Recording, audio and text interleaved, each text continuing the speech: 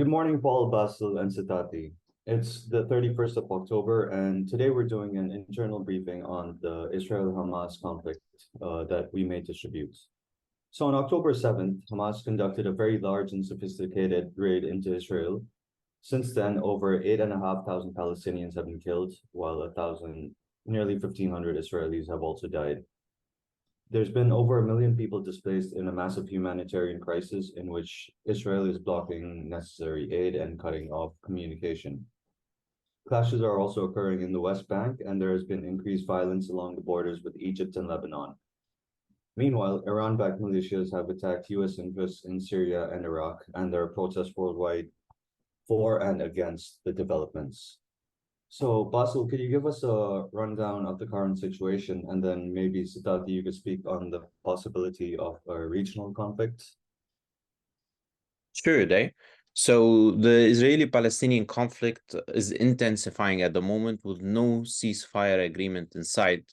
A full-fledged on-ground invasion of Gaza by Israel is imminent.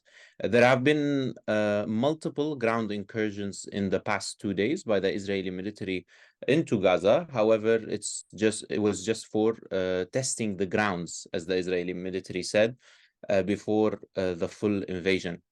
The war has triggered massive pro-Palestinian protests in major cities across Asia Pacific and the EMEA regions.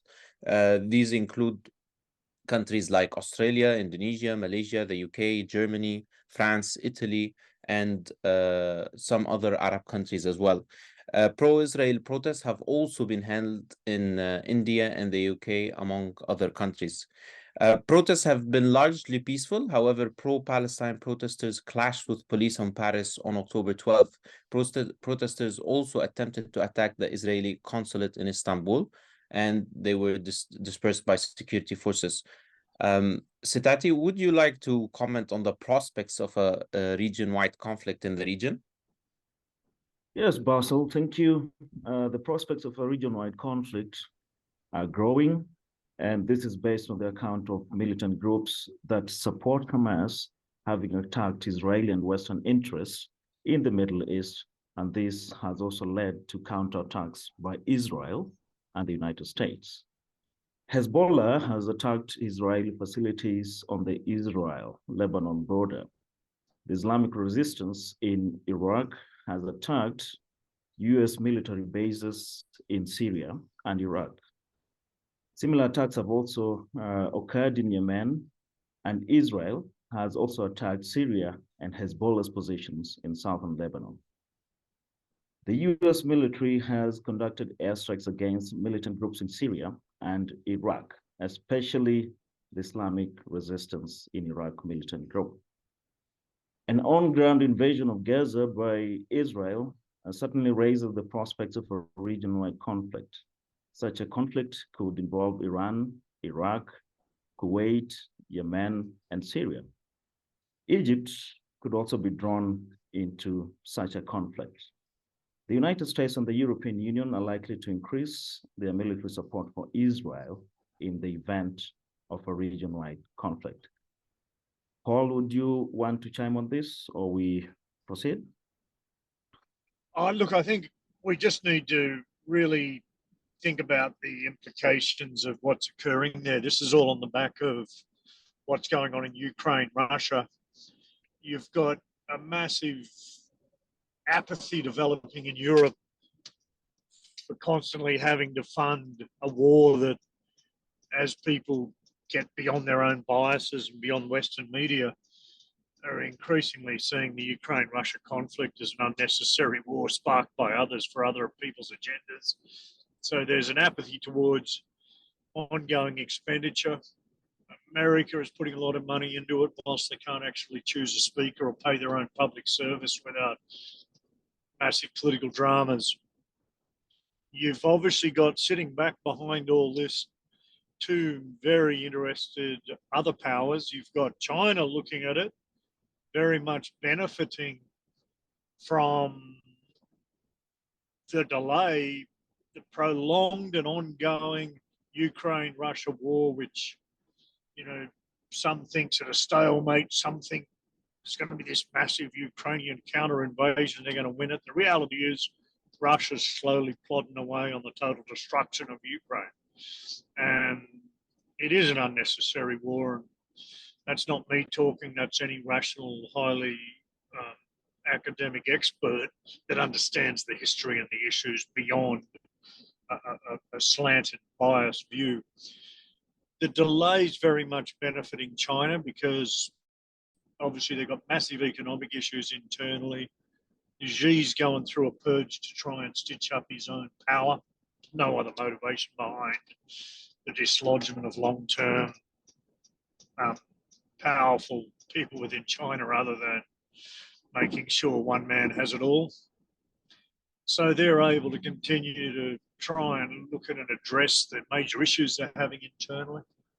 Meanwhile, the world is splitting along from a unipole power in the States and one currency in the USD. There's all kinds of machinations happening at the geopolitical level. Instability helps America because it brings money in, and we haven't discussed, and I don't think we will today, but why the actual war occurred. Was it an intelligence failure? It's hard to believe for the greatest intelligence service on earth. Was it we didn't have our people on the border and our quick response forces in place and we weren't monitoring? Hard to believe.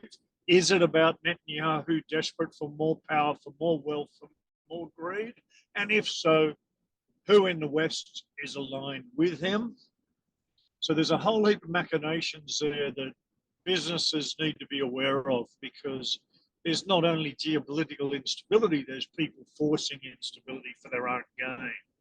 And if you benefit from instability because it overcomes horrendous mismanagement and trillions of dollars of short-term deficits and an unlimited amount of national debt, and it takes the limelight off the fact that you can't choose a speaker and you can't actually pay your own public service without having to go through a massive political process, then these issues are all unfolding and need to be looked at. And what we're seeing in talking to our clients, they really are actually, it's almost scary how much the Western media is establishing their belief system in what is occurring. Is, a direct question back at you, Sitati.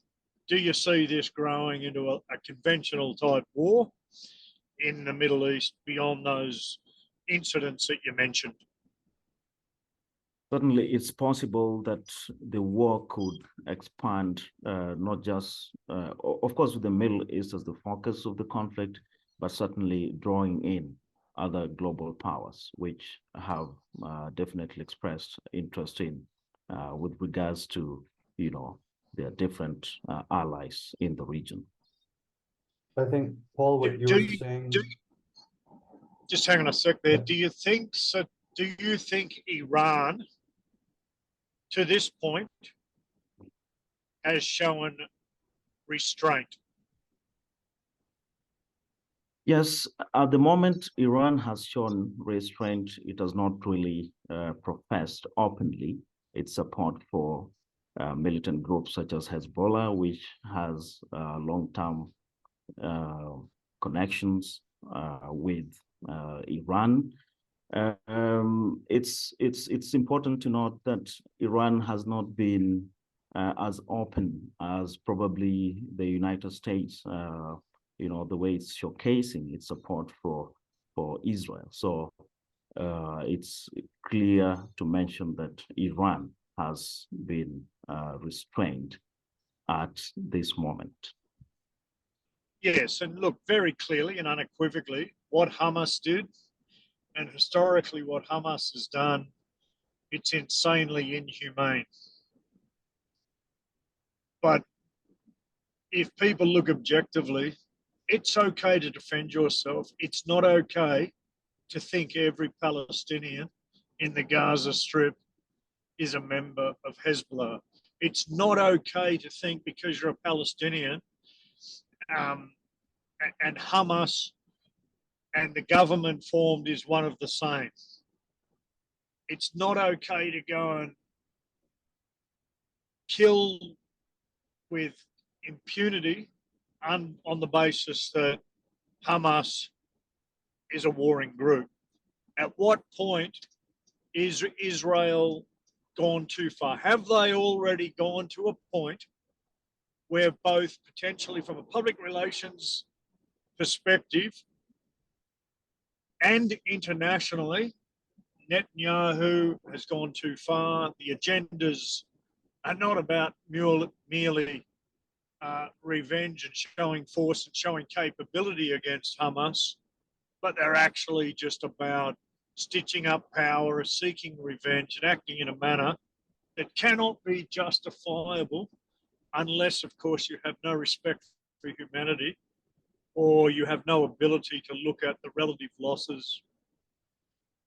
Do you think the justification for what Israel's doing is okay, or do you think they're going too far and potentially going to lose a lot of international, or they're going to lose a lot more international support than they have already over the last 2 decades? And is Netanyahu, is he a good man? Is he doing a good thing?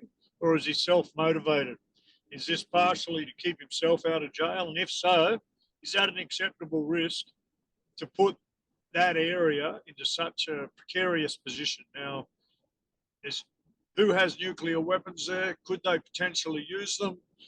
Aircraft carriers sitting out there like sitting ducks. I mean, the day of them being a show of force is well and truly over. They're big sitting rubber duckies. That's what I'm referring to missiles onto aircraft carriers when I'm talking about restraint. Now, I'm not saying for 1 minute Iran or Hamas or even Hezbollah are saints. I'm also saying Israel aren't either. What's your view in terms of how much of this is being influenced by America wanting stability to thrust its chest out and also to secure finances back home by having more uncertainty and more funds flowing back into America to fix their mismanagement for the last 3 decades?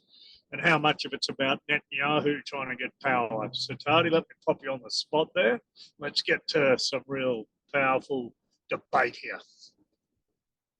Yes, Paul, when you look at the conflict at the moment, just before also Bassel chimes in with these interesting insights about it, Israel and America obviously have strong historical relations, and the support by the United States to Israel in terms of military support is not in doubt. Whatever bill was presented to the United States Congress by the Republicans, then to increase military support, the aid towards Israel, then definitely would certainly change the course of the war. But I think even to flesh it out more than Bassel, I think you'd want to expand a bit on this. Yes, sure. Paul, I believe that Israel has gone too far. The pretext of Israel has the right to defend itself, which Western media has been feeding it to us for the past 3 weeks, especially US media and European media, gives a pretext for the Israeli military for a collective punishment of the Palestinian people, rather targeting the specific targeting of the Hamas militant group inside the Gaza Strip. We know from the military experts and the academic experts behind this issue that going against Hamas is hard because of the tunnel network, because it as proposed uses civilians as a human shield, but that doesn't propose that Israel can bomb a hospital or can bomb a mosque or can bomb areas where civilians are supposed to go to. It's been estimated, I think, that around 37 UNRWA members, which are members of the United Nations, were killed by Israel in several attacks there, and airstrikes as well. So I think the Israel's right, this statement, Israel's right to defend itself, has gone too far. It will certainly lose international support. This time, the European Union has been more to the side of Israel rather than in between. Historically, the EU has been somehow in between the Palestinians and the Israelis. The US has shows the full support for the Israelis. And as Sitati mentioned about the war, it's kind of interesting to see right now whether the US will be able to handle and finance two wars at the same time. The Biden administration proposed unified aid for Ukraine and Israel, which the new speaker did not accept. And I think he's a Republican speaker.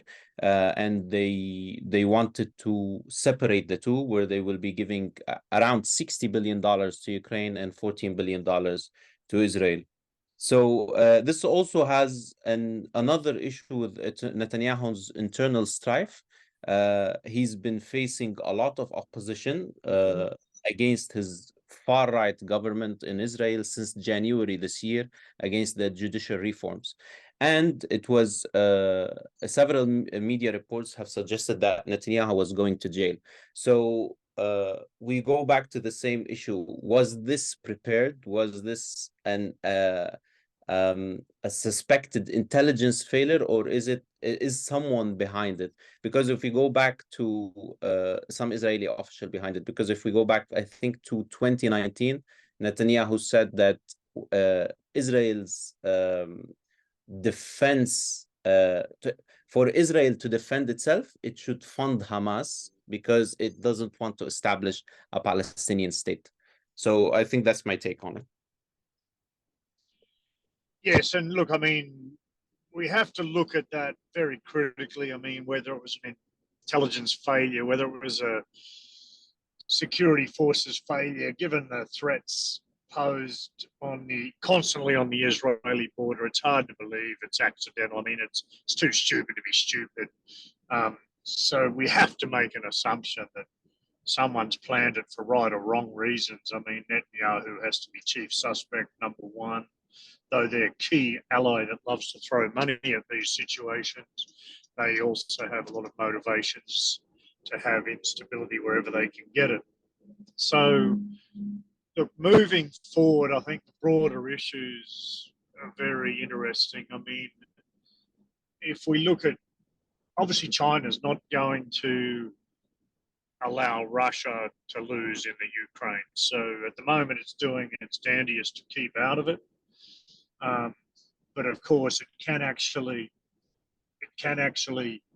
put itself into a position where it may have to get involved if necessary. At this stage, it looks like Russia's more than capable of having it under control.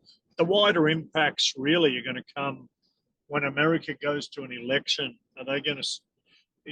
Is the voting public going to want to continue a war? Is the American military analysts, former military analysts and academics that actually have a clue and an idea able to educate their public to a point they realise these absurd debt levels in America are both unnecessary, all founded and misdirected for agendas of a few crazy neocons that have agendas that are not linked to the interests of America. China's going to continue to enjoy stabilizing its economy, stabilizing its power base, while America pours money into two battlefronts. You know, are we in a position where at some point America domestically coming into the election starts to have social unrest during the election and a lack of will to continue to fund these wars after the next election? Are we going to see a rationalization of leadership in America? By which I mean, is there going to be a sudden emergence of a leader with ethics and values and capability in America with a stable mind and a stable set of values? I think we have to say that's extremely unlikely at the moment. But fundamentally, this is tenderhook stuff. I mean, it wouldn't take much now for the Middle East to go off like, you know, Guy Fawkes night. Obviously, there's so many tenuous relationships, horrible history.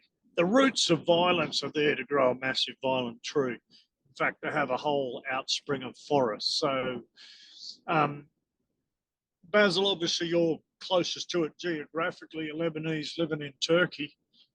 What's the general feel there in Turkey about the scenario on the streets when you're having those beautifully strong coffees of yours, mate?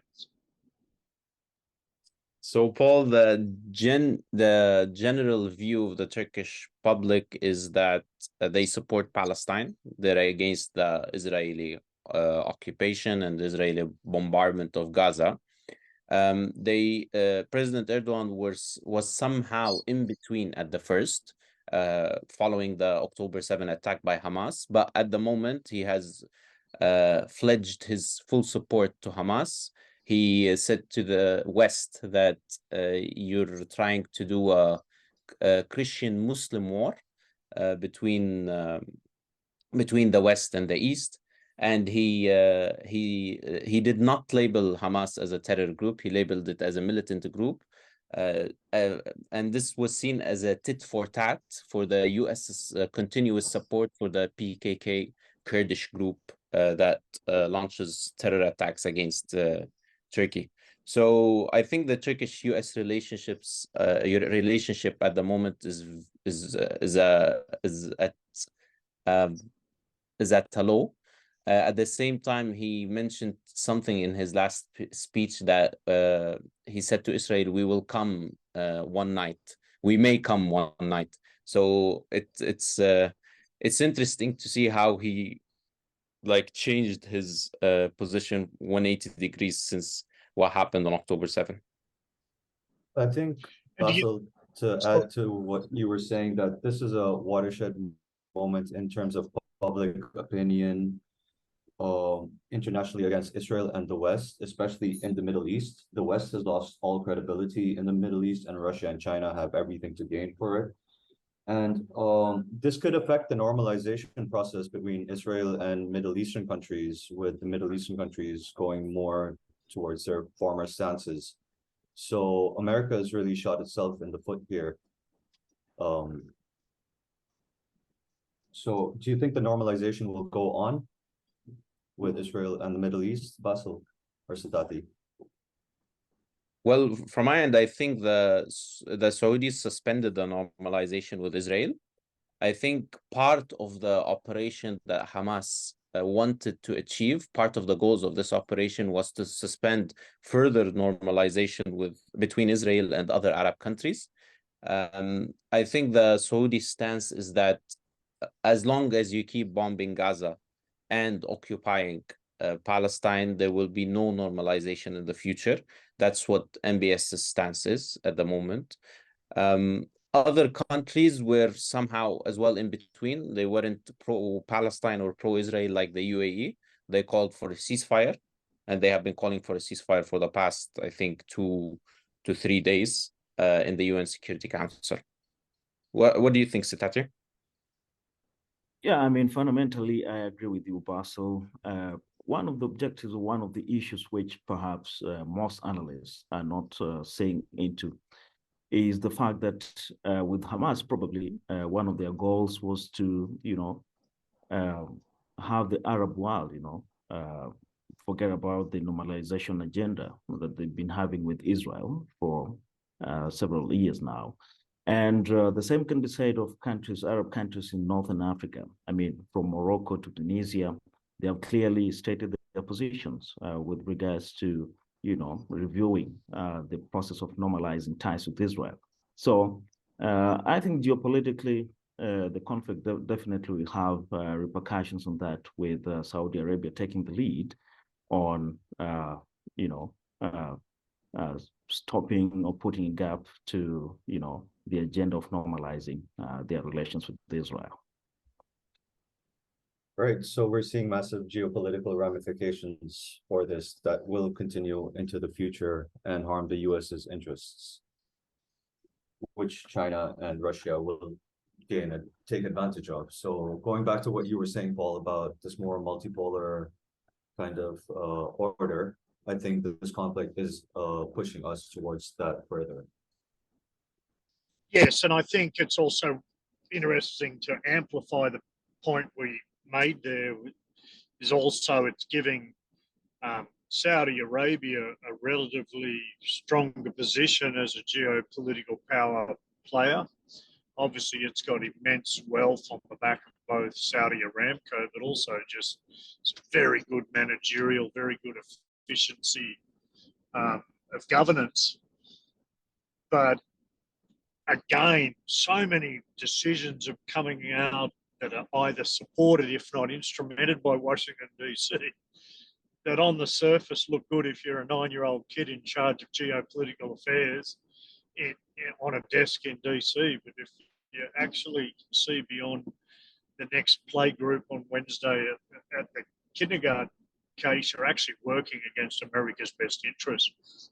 Because every time you affect your own position to have power and create another opportunity for somebody else, and you oversimplify matters with a short-term perspective, ultimately you're losing credibility, you're losing relative power, you're losing allies. It's probably been way back to the Cold War, where American State Department is kind of looking at geopolitical issues like a game of tic-tac-toe. Russia's bad, let's win in a Cold War. China's bad, let's destroy China. Let's do everything to hurt China. But they're missing the whole growth of BRICS. They're missing the emergence of other powers. They're not adequately managing the emergence of other associated groups of powers. There are so many joint multipolar groups that have actually aligned because of pressures from America, which actually undermines American power. America is no longer in a position where it can continue to use the excuse we're spreading democracy and capitalism and the whole world will be better. They're running too many agendas to get resources, impose their will. They are coming from a position of assumed exceptionalism and superiority, which is actually perceived as being condescending and derogatory and inappropriate by other cultures. I think it's at the point now America has to have a wise and prudent leadership emerged. If not, you can only probably have another 10 years before America loses its position as a sole power. So, chaps, if there's nothing else, I think we should wind this up, because if we're going to put it out there to clients and whatnot, it's getting a little bit lengthy now. Yeah, sure, Paul. Thanks a lot for your insights on this, Bassel, Sitati, you too. Appreciate that. See you on another call. Yeah, excellent work, chaps. Cheerio. Bye-bye. Thank you. Thanks.